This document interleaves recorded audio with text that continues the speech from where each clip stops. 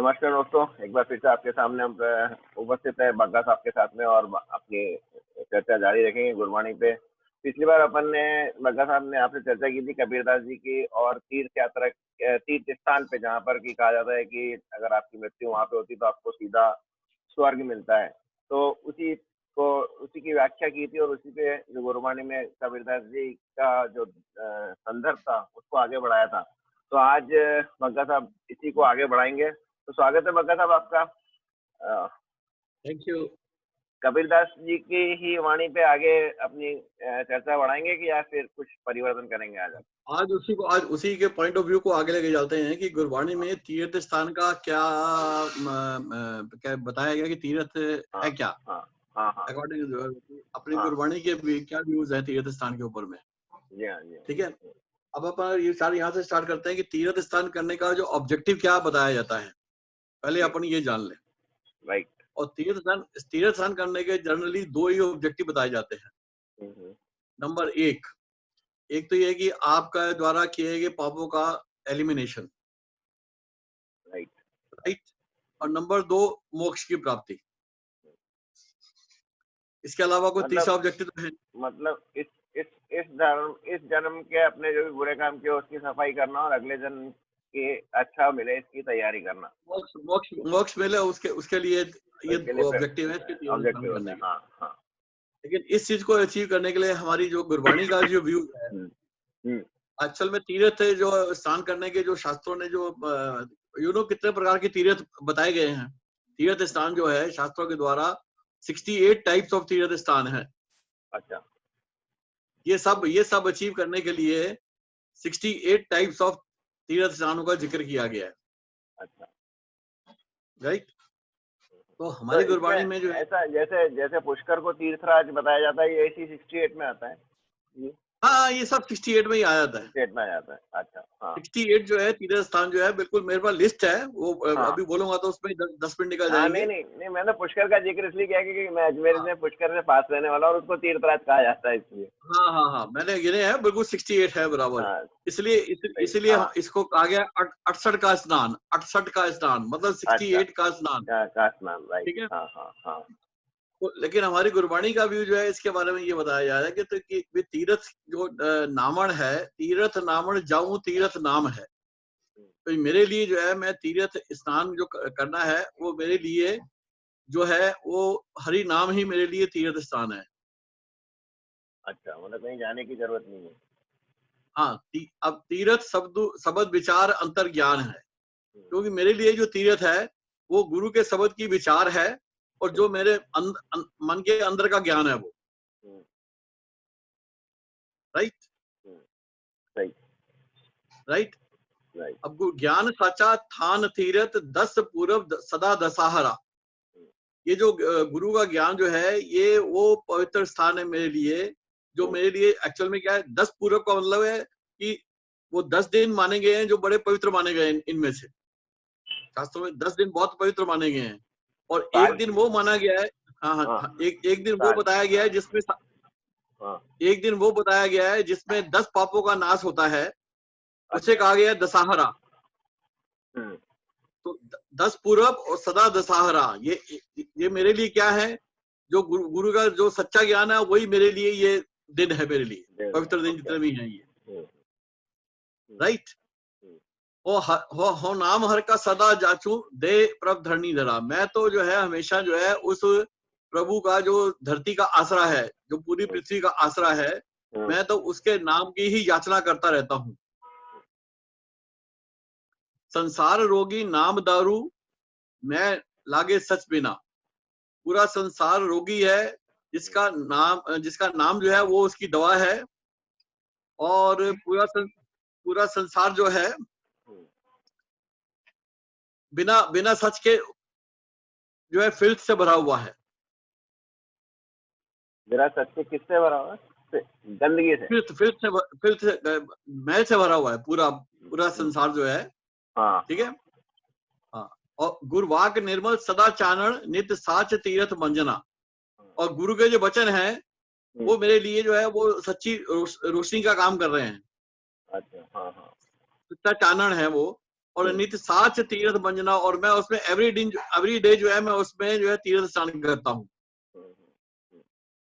तो इसलिए यहाँ पे ये हो रहा है कि गुरु का जो वचन है, जो हरि नाम जो गुरु दे रहा है मेरे को, जो गुरुमति राम नाम दे रहा है, मैं उसी से जुड़ा रहता हूँ, और मेरे लिए यही जो है इसी के साथ जुड़ना रहना ही मेरे लिए तीर्थ है। राइट। तो यहाँ पे एक जो विचार है बड़ी स्पष्ट है कि तीर्थ स्थान अपनी गुरबाणी में जो है किसको जो है वो रेफर किया जा रहा है। ठीक है नहीं। अब आगे एक इसमें विचार की जा रही है कि सदा स्थिर प्रभु के नाम से कनेक्ट रहने पर विकारों की मन को मैल नहीं लगती। सही है। राइट। और फिर तीर्थ आदि के स्थान पर नहाने की जरूरत नहीं है। हाँ, जब आप रहेंगे अपने आप ही साफ होते रहेंगे तो फिर कहीं तीर्थ स्थान जाने की या गंगा स्नान की जरूरत नहीं है। बिल्कुल बिल्कुल, मन आपका साफ हो गया तो घर में ही गंगा स्नान है। ठीक है नहीं, ये कहावत बनी हुई है। हाँ, मन चंगा तो चौकटी में गंगा। उसी का करीब जिक्र यहाँ पे हो रहा है। ये जो है तो जो व्यक्ति जो है गुरु के शब्द के द्वारा अपने मन के विकारों को मार लेता है, वो संसार सागर से वैसे ही पार हो जाता है।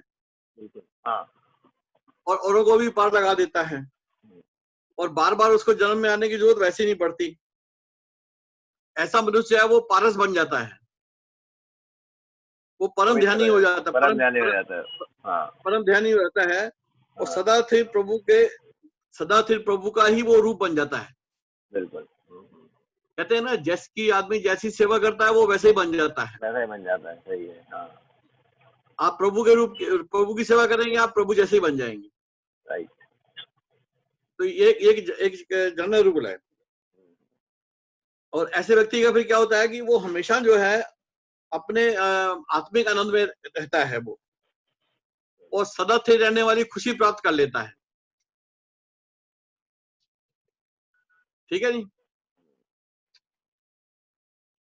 और फिर वो सदा स्थिर रहने वाले प्रभु को भी प्यारा लगना शुरू हो जाता है। अच्छा। हाँ, मतलब उससे अगली स्टेज ये है कि वो प्रभु को प्यारा लगने लगता है। हाँ, तो जब वो प्रभु के प्यारा लगने जाता है तो उसके सारे पाप अपने आप दूर हो जाते हैं। हाँ। ठीक है नहीं।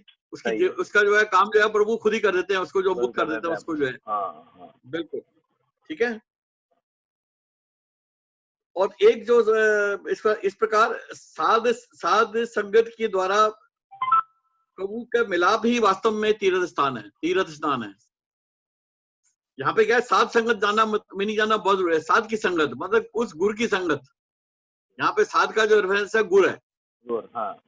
उसको गुरु की उसकी संगत के मिलाप, उसके संगत के द्वारा प्रभु से मिलाप हो जाता है, और यही वास्तव में तीर्थ स्थान है। राइट। अब एक आपने देखा होगा कि एक सबसे बड़ा इंपॉर्टेंट जो तीर्थ स्थान माना गया है वो है त्रिवेणी संगम का। हाँ। त्रिवेणी संगम का स्थान जो है वो एक बहुत बड़ा महत्वपूर्ण स्थान माना गया है। तो गुरबाणी का भी ये कहता है कि गुरु के शब्द में जुड़कर गायन योग प्रभु के गुण गाता हूँ, उसका मेरा जीवन सुंदर बन जाता है। सतगुरु को जीवन दाता मान लेता हूँ, अब प्रभु की प्रेज करते हुए उसकी थिंकिंग में हमेशा रहता हूँ, और दया करने वाली मेरी बुद्धि बन जाती है। दूसरों के ऊपर दया करने वाली मेरी बुद्धि बन जाती है। यही मेरे लिए जो है त्रिवेणी स्थान है। हाँ, ये तीनों चीजें मिल जाती है तो यही त्रिवेणी स्थान है। तो यही मेरे लिए त्रिवेणी संगम का स्थान है।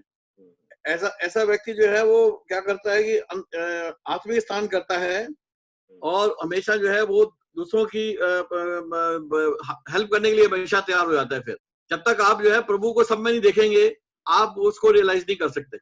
बिल्कुल। तो आपकी दृष्टि वैसी हो जाती है कि आपको सब जगह वो प्रभु ही नजर आना शुरू हो जाता है। तो नाम से जुड़ने के जो है वो क्या होता है कि आपका माइंड का विजन एक्सपेंड कर जाता है। नंबर 1, आपका जो है वो प्रभु, आपको चारों तरफ प्रभु नजर आना शुरू हो जाता है। और यही जो अवस्था है ये 68 स्नान के बराबर है। अक्षत स्नान मतलब त्रिवेणी स्नान से 68। अच्छा। वो त्रिवेणी स्थान भी 68 में आ गया। एंड्रॉइड है। हाँ, ठीक है नहीं। हाँ। फिर किसी को, उस ऐसे व्यक्ति को किसी की परवाह नहीं होती और वो सहज अवस्था में अडोल रहता है और हमेशा अपने आप में मग्न रहता है। वो प्रभु के ध्यान में ही जुड़ा रहता है। उसको जो है वो किसी प्रकार का उसको दूसरा कुछ वो नजर नहीं आता। वो कहता है मेरे लिए जो है वो प्रभु है। तो प्रभु के नाम से जुड़ना ही असली तीर्थ स्नान है और प्रभु के नाम से जुड़ते रहना ही जो है वो आपके जो है जो पापों का जो है जो जिसको कहा गया है। अब पाप और पुण्य की विचार एक अलग सब्जेक्ट हो जाता है। उस पर अगर करेंगे तो अभी हम जो पाप पुण्य समझते हैं वो शास्त्रों के द्वारा बताए हुए पाप पुण्य की बात करते हैं। हाँ। लेकिन गुरबाणी में जो है शास्त्रों के द्वारा बताए हुए पाप पुण्य की विचार का कोई महत्व नहीं है, क्योंकि ये जो शास्त्रों के द्वारा पाप पुण्य बताए हैं ये रिलेटिव है। भाई आपके लिए जो पाप है दूसरे के लिए पुण्य हो सकता है, एब्सोल्यूट टर्म्स में नहीं है। एब्सोल्यूट टर्म्स में नहीं है। तो गुरबाणी जो है वो एब्सोल्यूट टर्म्स के जो पाप है उनकी बात कर रही है। ठीक है नी? और ये आपके मन की अवस्था है खाली है। ठीक है नी? तो गुरबाणी बताया था आपको कि मन का वो इलाज करती है। मन मैले सब किछ मैला, तन धोते मन अच्छा ना होई।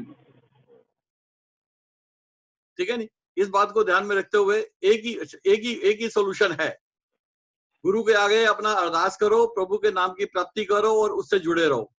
बस आपके सारे जो है वो सारी प्रॉब्लम्स अपने आप जो है वो ऑटो मोड में आ जाएंगी सॉल्व होने की।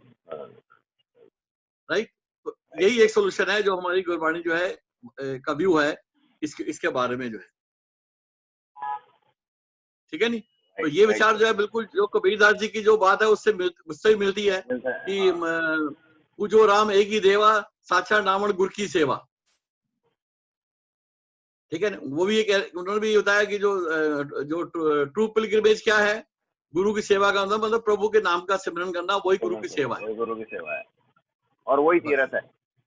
वही असली स्थान है। हाँ, वही तीर्थ है। ठीक है नी? तो ये है विचार हमारी गुरबाणी में अबाउट तीर्थ। तो ये आज का विचार है। ये आज का विचार हुआ तो इसको कंक्लूड कर देता हूँ मैं फिर, है ना? हाँ, कंक्लूड करिए, बिल्कुल करिए, बिल्कुल। तो दोस्तों आपने देखा किस तरह बग्गा साहब ने बताया कि तीर्थ स्नान और अर्थक स्नान किस तरह से हम घर पे बैठे बैठे ही कर सकते हैं और गुरबाणी के थ्रू भगवान में मैं लीन होकर हम ये अर्थक स्नान कर सकते हैं। इसको यदि एक बार आपसे फिर सुनेंगे तो आपको अच्छे से ये बात समझ में आ जाएगी और घर कर जाएगी। तो धन्यवाद हमारा ये प्रोग्राम सुनने के लिए और मुझे आशा है आपने हमारा चैनल सब्सक्राइब कर दिया होगा ताकि आप हमारी आगे की चर्चाओं का भी लाभ उठा सके। तो बहुत बहुत धन्यवाद। Thank you so much.